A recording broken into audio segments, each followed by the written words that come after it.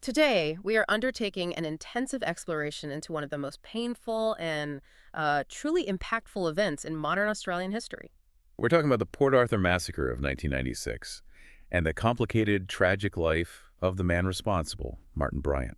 It's an event that fundamentally and almost immediately reshaped the nation's laws, and you could say its social contract. Exactly. And our purpose here is to really synthesize the vast body of information we have.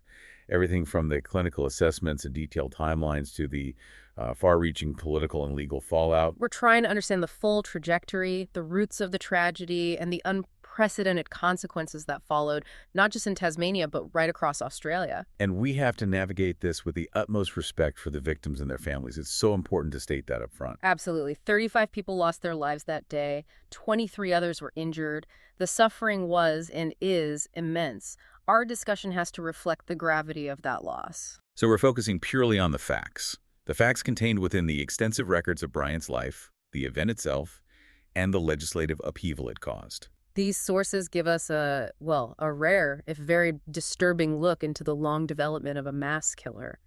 And they reveal crucial, documented warnings and institutional failures that happened years before the tragedy. Start at the beginning. Okay, so Martin John Bryant, he was born in Hobart in 1967, the first child of Maurice and Carleen Bryant. And the family had two homes. They lived between Lena Valley, a suburb of Hobart, and a beach home in a place called Carnarvon Bay. And here's a truly terrible piece of irony. That beach home was right near the Port Arthur historic site, the eventual location of the massacre. It is. And what stands out immediately when you look at his mother's recollections is this consistent theme of him being different Yeah. and his destructive behavior. It was noted almost from infancy. She described him as an annoying and perpetually different child. Right. And even as a toddler, he showed this inability to play normally. The sources say he would frequently just destroy his toys instead of, engaging with them. That's not just childhood restlessness, is it? No.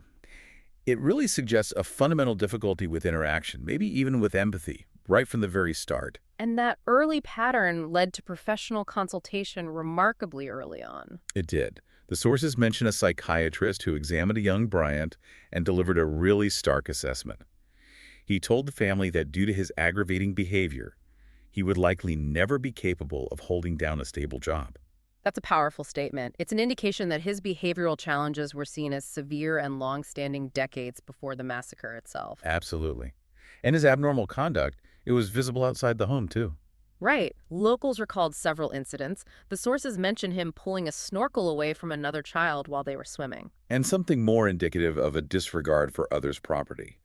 There are records of him deliberately cutting down trees on a neighbor's land, seemingly without any provocation. And then, at age 12, there was that significant firework accident. It was serious enough to require hospitalization at the Royal Hobart Hospital. So these difficulties were, you can imagine, magnified in the academic environment. He started primary school at the Friends School in 1973. And the reports from teachers are universal. They described him as disruptive, sometimes violent, and that he was severely bullied, which often seemed to make his poor conduct even worse. And crucially, the teachers noted something deeper than just bad behavior or social struggles. They described him as distant from reality and consistently unemotional. That detachment, that's a huge red flag in psychological development, isn't it? It is. The inability to properly perceive or respond to emotional cues, either his own or those of other people. It's a profound deficit. And that behavioral deterioration, it escalated sharply in his preteen years. Yes. After a suspension from Newtown Primary School in 1977, psychological assessments revealed some deeply disturbing patterns. Specifically, it was noted that he tortured animals. And while his behavior apparently improved slightly the following year, he continued to show aggression, particularly teasing younger children. So by 1980, he was so profoundly impaired that he was transferred to a special education unit at Newtown High School. And from there, his academic and behavioral slide just continued until he left the system altogether. Which brings us to the complex field of diagnosis, the attempts by professionals to really categorize the nature of his impairment. Right. When he left school in 1983, the process of applying for a disability pension began, and that initiated further and really crucial professional analysis.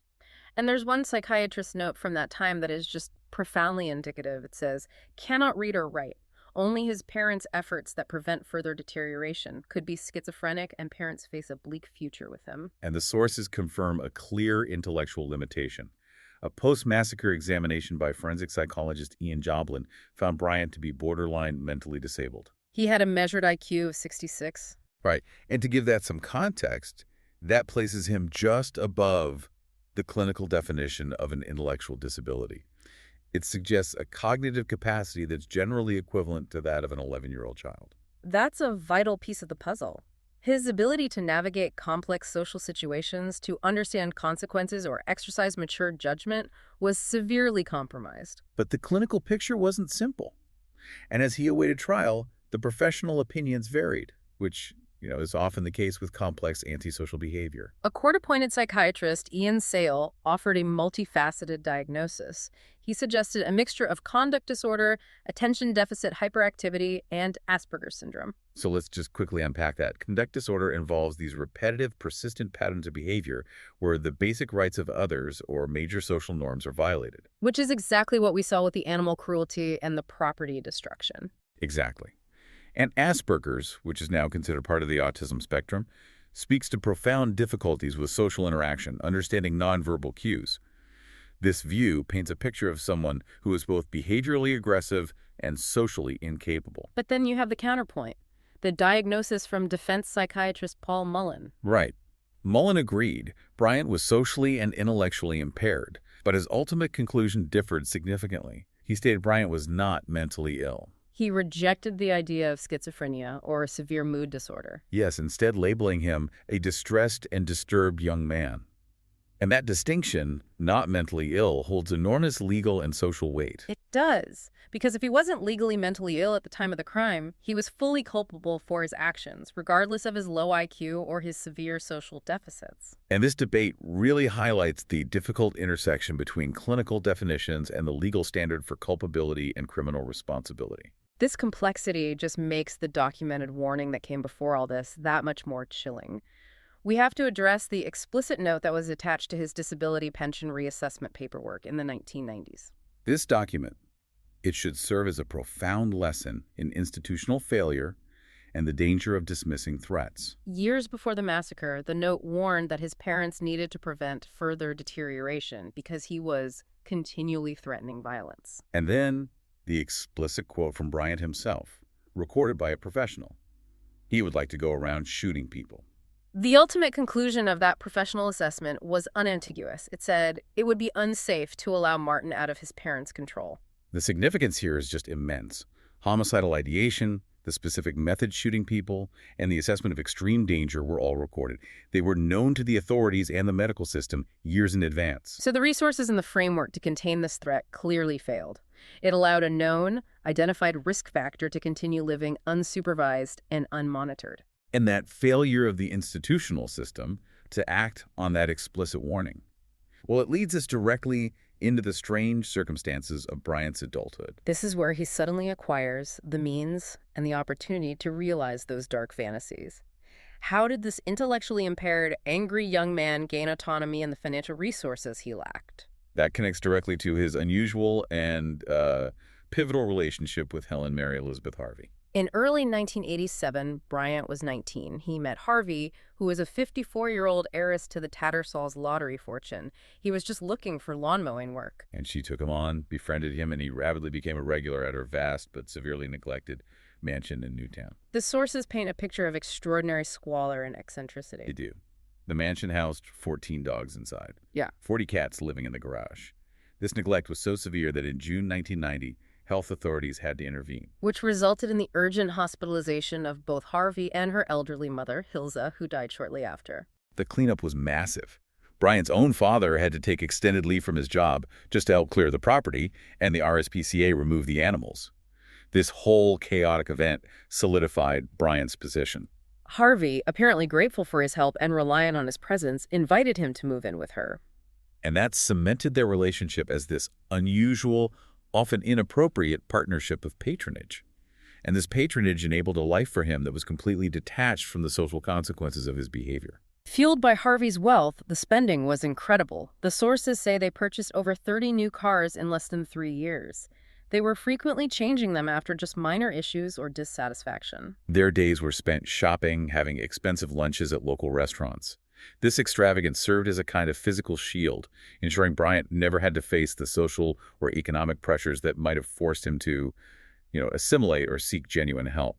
But this environment of unrestrained indulgence only amplified his aggressive tendencies. Yes. In 1991, they moved to a 29-hectare farm called Torresville in a place called Copping, which Harvey purchased. And his behavior there became actively menacing toward the community. The neighbors at Torresville lived in fear. They reported that Bryant constantly carried an air gun, roaming the surrounding properties late at night to shoot at barking dogs. And he even fired it at tourists who dared to stop at a roadside stall to buy apples. The sources make it clear. Residents avoided him at all costs, despite his occasional attempts to appear friendly. So the inherited wealth allowed him to terrorize a community without any real consequence. And this strange, dangerous cohabitation ended abruptly on October 20, 1992. Helen Harvey, aged 59, was killed, along with 2 of her dogs, when her car crossed onto the wrong side of the road and collided violently with an oncoming vehicle. Bryant was a passenger and sustained severe injuries. He was in the hospital for 7 months. Now, the police investigation into the accident was brief, but it was necessary. It was prompted by alarming evidence about Bryant's known habit of lunging for the steering wheel while Harvey was driving. It was a consistent, dangerous behavioral tic. So consistent that Harvey had reportedly told acquaintances she intentionally kept her speed below 60 kilometers per hour, specifically to mitigate the risk of a fatal accident if Bryant grabbed the wheel. And the alleged statement she made to a neighbor is profoundly unsettling. It is. She allegedly said, "One of these days, the little bastard Bryant is going to kill me." So while the incident was ultimately ruled an accident, the documented context clearly suggests a life lived on the precipice of danger because of Bryant's lack of impulse control. The immediate outcome for him was financial security. Bryant was the sole beneficiary of Harvey's will. He inherited assets valued at more than AU $550,000. However, this wealth immediately triggered an intervention. His mother successfully applied for and was granted a guardianship order which placed his assets under the control of public trustees. And that was due to his officially diminished intellectual capacity and what they called his vaguest notions of financial management. That guardianship order is a critical institutional detail. It acknowledged he was unfit to manage large sums of money, yet the tragedy had already given him the security and independence that eliminated any need for him to seek employment or social integration. The financial vacuum was filled, but the social and psychological vacuum that remained. And just 2 months later, a second tragedy struck, this time involving his father. Maurice Bryant, aged 60, was found dead in a dam at the Copping property. He had been struggling emotionally, he'd been prescribed antidepressants, and he had subtly transferred his joint accounts and utilities into his wife's name shortly before his death. On August 14, 1993, a note saying, "Call the police," was discovered pinned to the door of a farmhouse, and several $1,000s were found inside Maurice's car. After a 2-day search, divers located his body in the dam closest to the house. And the detail here is stark.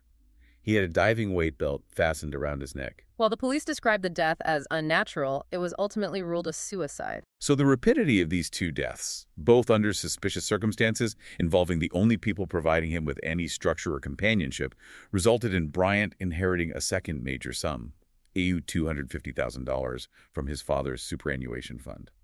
So despite being financially independent, even wealthy, Bryant was now completely alone. His social awkwardness, which had been cushioned by Harvey's eccentricity and his father's management, became immediately apparent. Right.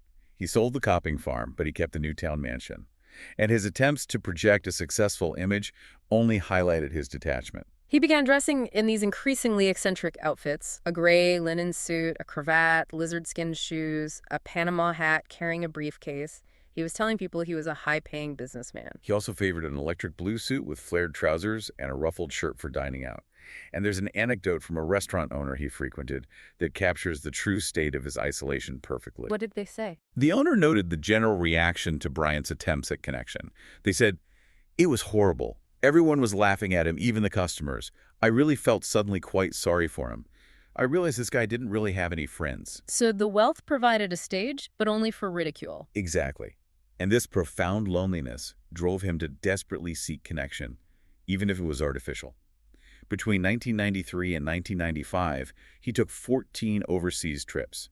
He racked up 3 pages of domestic airline summaries. But he reported feeling just as lonely traveling as he did at home. He enjoyed the flights, though, because the passengers sitting next to him had, in his words, no choice but to be polite. He could speak endlessly to a captive, if unwilling, audience. But this artificial connection was entirely insufficient.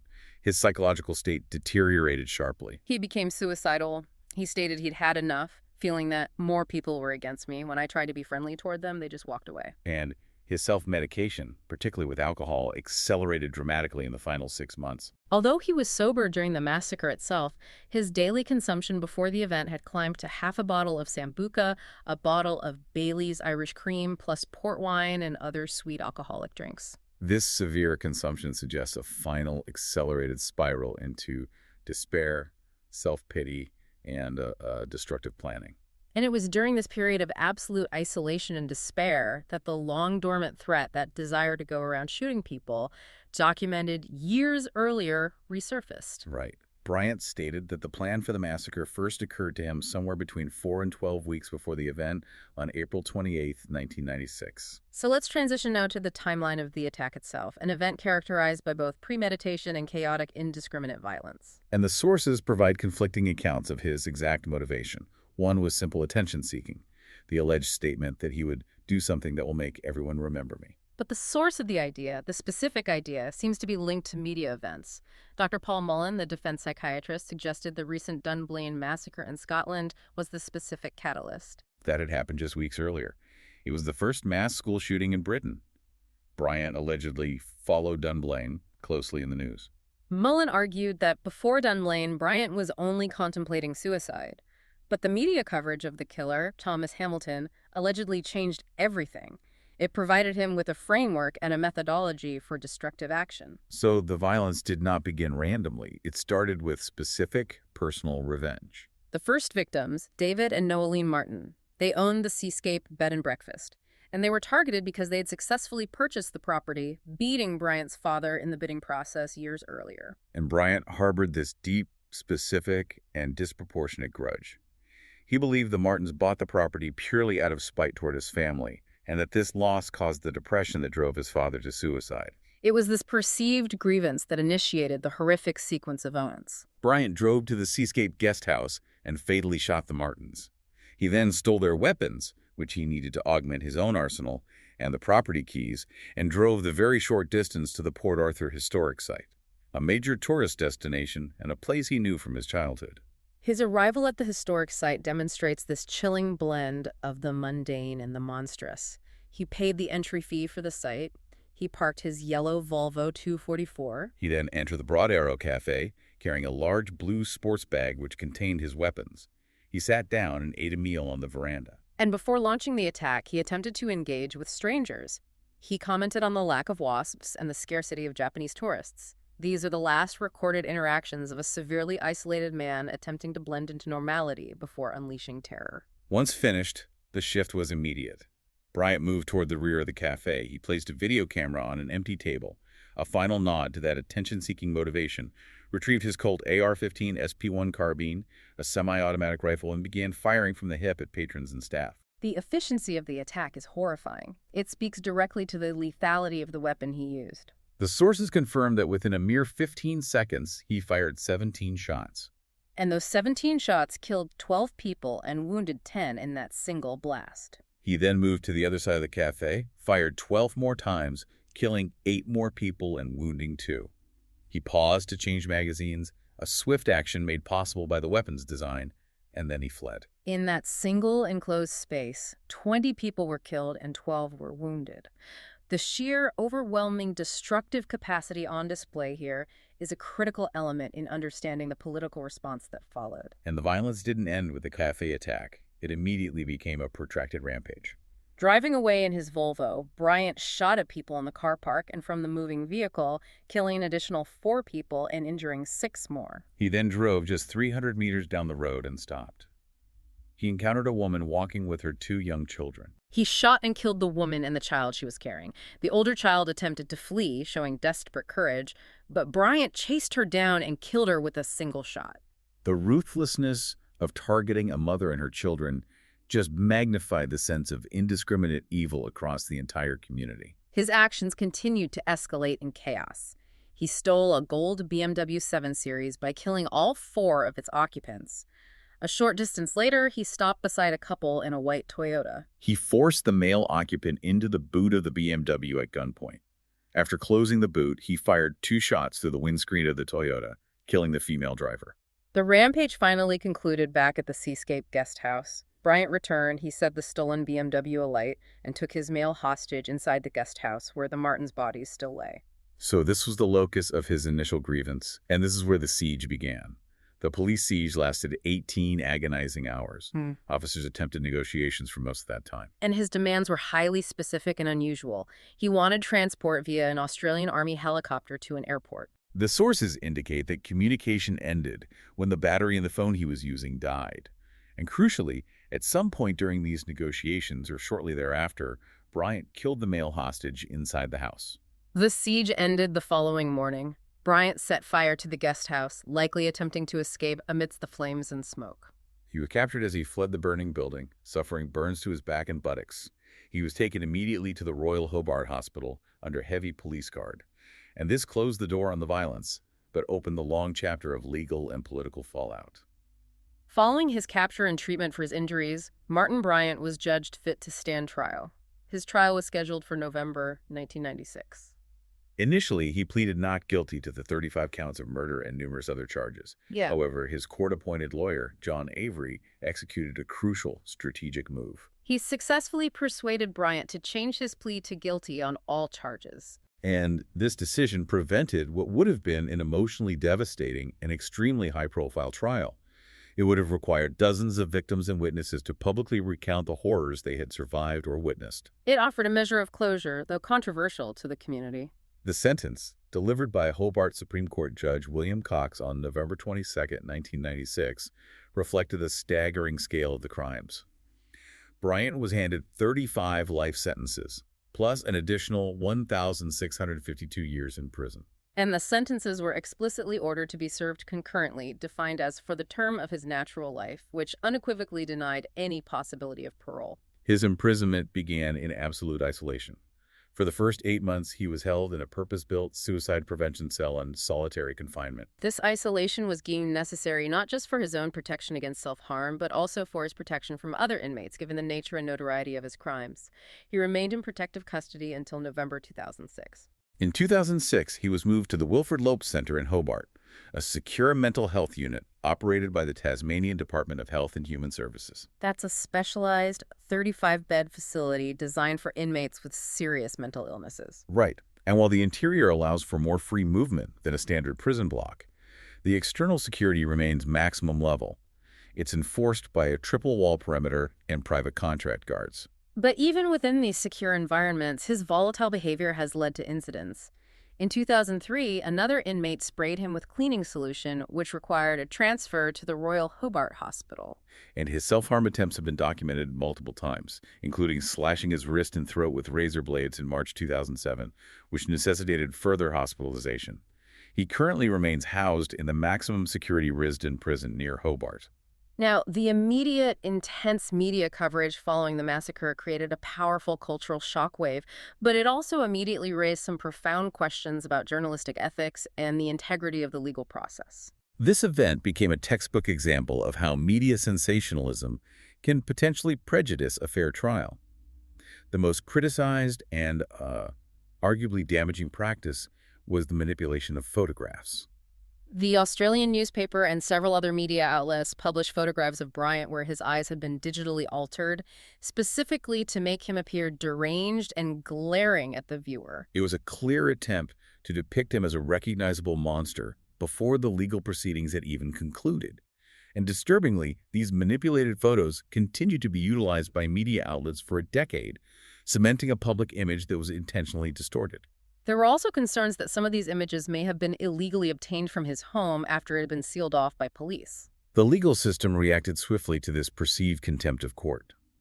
Tasmania's Director of Public Prosecutions issued warnings and writs against several major organizations, including the Australian, the Age, the Hobart Mercury, and the ABC. The argument was that the sensationalist coverage undermined Bryant's right to a fair trial, irrespective of the overwhelming evidence against him. And the media pushed back forcefully. This ignited a significant national debate about the legal framework itself. The chairman of the Australian Press Council at the time, David Flint, argued that since newspapers frequently ignored contempt of court provisions due to the immense public interest, it was the law, not the journalists, that needed updating. So he was suggesting this change would just reflect the evolving reality of modern reporting. Right. But critics rightly feared it could open the door to unchecked trial by media. The entire affair really underscores the struggle between the public's right to information and the legal system's need for due process during a national trauma. And the event's grip on the national psyche remains strong. It filters into art and culture. It does. In 2012, a Sydney artist, Rodney Popple, won the prestigious AU $35,000 Glover Prize for a landscape painting depicting Port Arthur with Bryant holding a firearm in the foreground, a move that sparked immediate controversy about glorification versus artistic commentary. And more recently, the 2021 film Nitram, directed by Justin Kurzel, explored the details of Bryant's life leading up to the massacre, choosing to depict the isolation and background rather than the violence itself. Yes, and Caleb Landry Jones, who portrayed Bryant, won the Cannes Film Festival Award for Best Actor. This continued focus demonstrates the enduring, complicated, and often controversial cultural reflection on this singular tragedy. Now, while the background and the legal proceedings are essential, the singular most defining global consequence of the Port Arthur massacre was the immediate revolutionary political response regarding firearms legislation. This event fundamentally redefined Australia's approach to public safety. The massacre acted as the undeniable catalyst for change. The Australian government, led by then Prime Minister John Howard, moved with unprecedented speed and bipartisan cooperation. Within just 12 days of the attack, the government secured the agreement of all state and territory governments to implement extensive firearms restrictions. This consensus was a monumental political achievement. It showed extraordinary national unity in the face of crisis. The legislative mechanism was the National Firearms Agreement, or the NFA, and the new laws were comprehensive. They specifically targeted the types of rapid-fire, high-capacity weapons Bryant used.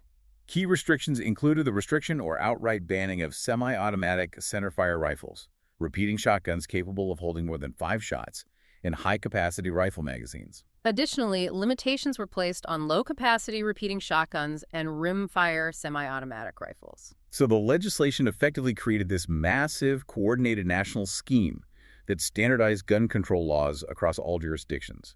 It ended the patchwork of state regulations, which meant the easy availability of the tools used at Port Arthur was drastically curtailed. This action was not without political risk. While public opinion quickly shifted to support the reform, the government faced significant backlash from gun owners and lobby groups, particularly in rural areas where gun ownership was a long-standing cultural tradition. Prime Minister Howard took enormous political capital and put it on the line. He notably participated in public rallies where he faced direct threats and hostility from gun rights activists. But the overwhelming horror of the Port Arthur event provided an ethical and political mandate that just steamrolled most organized opposition, allowing the policy to move forward. The centerpiece of this reform was the compulsory gun buyback and amnesty program. Using funds raised by a temporary levy on Australian citizens, the government funded the purchase of weapons that were surrendered under the new laws. The scale was massive. It was logistically complex. The government collected and subsequently destroyed over 1 million privately owned firearms. And to appreciate the impact, this acquisition amounted to an estimated 1/3 of the entire national stock of firearms in civilian hands. It's virtually unmatched in the history of Western democracies, this rapid, comprehensive, and enduring disarmament following a single event. And the sources confirm the lasting impact. The policy remains overwhelmingly popular decades later and has demonstrably altered the landscape of mass violence in Australia. The speed, the scale, and the political consensus achieved make this a critical case study in how national policy can pivot dramatically when political will aligns with overwhelming societal trauma. So reflecting on the sources we've analyzed, the narrative of Martin Bryant is a tragic study in institutional negligence meeting opportunity. You see this consistent, documented trajectory of a profoundly disturbed individual. Right, marked by early psychological warnings, explicit threats of mass violence recorded years prior, and this confluence of severe mental impairment with sudden inherited wealth that stripped away any remaining social structure or accountability. And then the event itself, staggering in its efficiency, facilitated by the easy access to high-capacity weaponry. Yet the ultimate institutional response was one of powerful correction, fundamentally changing national policy almost overnight. And this leads us to our final contemplation for you. The Port Arthur massacre occurred in a geographically isolated location, perpetrated by a deeply isolated individual. In a world plagued by mass violence, why did this specific tragedy, in a single remote Australian town, serve as the definitive tipping point for such comprehensive, politically enduring national reform regarding civil liberties and public safety? Consider the contrast between the documented early failures, the inability of the system to manage the threat of the individual, and the ultimate success of the political system to collectively manage the availability of the means of the attack. What does this tell us about where societies place their priorities and the conditions necessary for rapid structural change? We encourage continued thoughtful exploration of the sources and the history of this tragic day. Thanks for listening. Thank you.